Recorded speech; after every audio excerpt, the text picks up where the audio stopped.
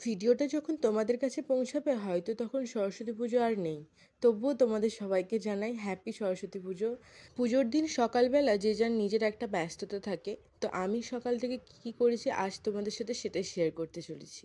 প্রথমে সকালবেলা উঠেই রবিবার যেহেতু তাই সবাইকে আঁকিয়ে নিয়েছিলাম, আর সিম্বা তো মহানন্দে ওখানে বসে বসে ওর পা পরিষ্কার করছিল। তারপর স্নান টান করে রেডি হয়ে নিয়েছি একেবারে পুষ্পাঞ্জলি দিতে যাওয়ার জন্য।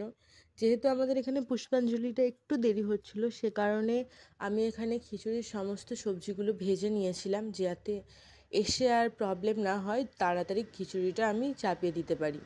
তারপরে ভেজে সবজিগুলো আর পুষ্পাঞ্জলি দিতে চলে এসেছিলাম।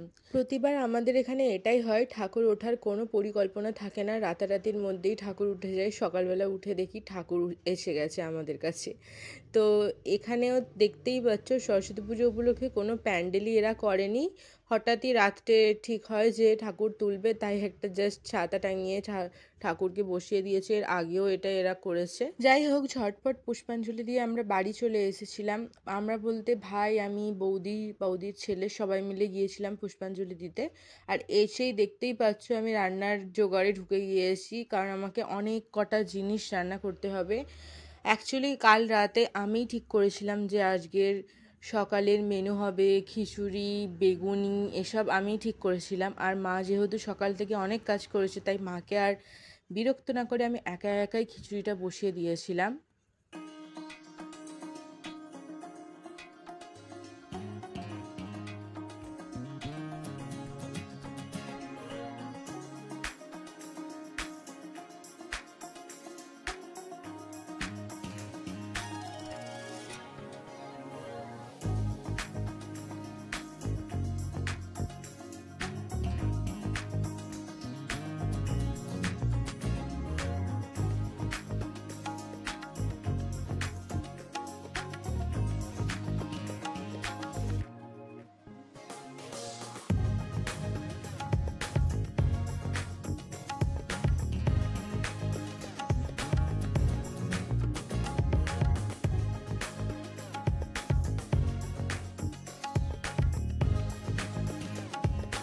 নিজের খাওয়া দাওয়া কমপ্লিট করলাম, আর তারপর সিম্বাকেও খাইয়ে দিলাম।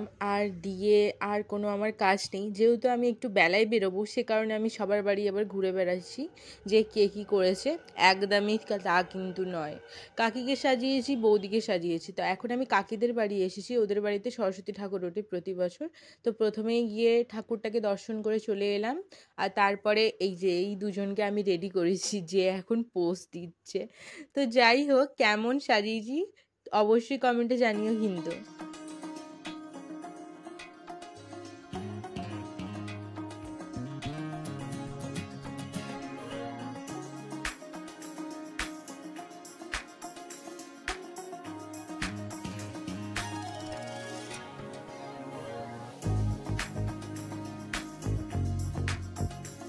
সবাইকে রেডি করে আমিও এখানে ফাইনালি তৈরি হয়ে নিয়েছি। আর সরস্বতী পুজোর দিন আমার আউটফিট ছিল পুরো সাদা।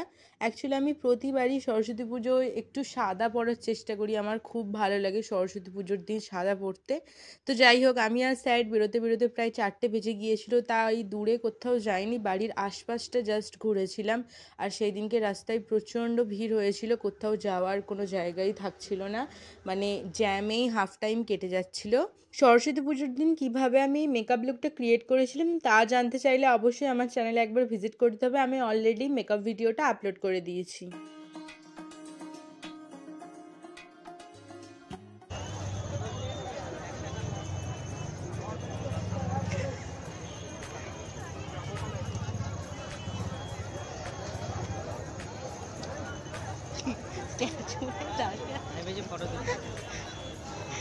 ও বাবা, এখান থেকে লোক ডাকছে, থাকা যাবে না, আজকে হয়তো বলে ওদের হয়তো করতে দেয় না,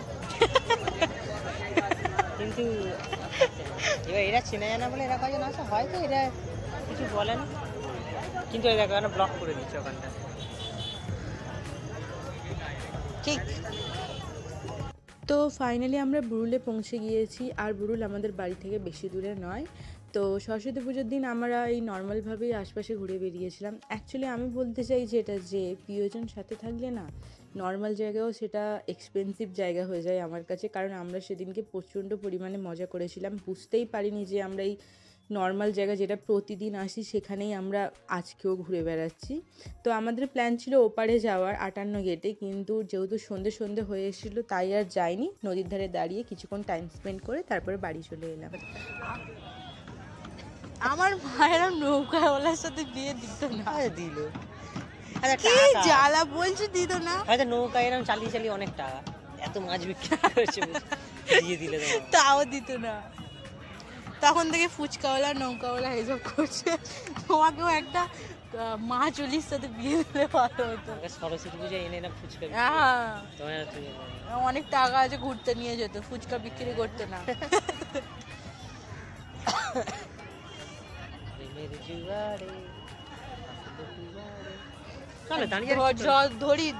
ধরো যদি ফুচকাওয়ালার সাথে বিয়ে দিয়ে দিত, তখন তোমার কি হতো?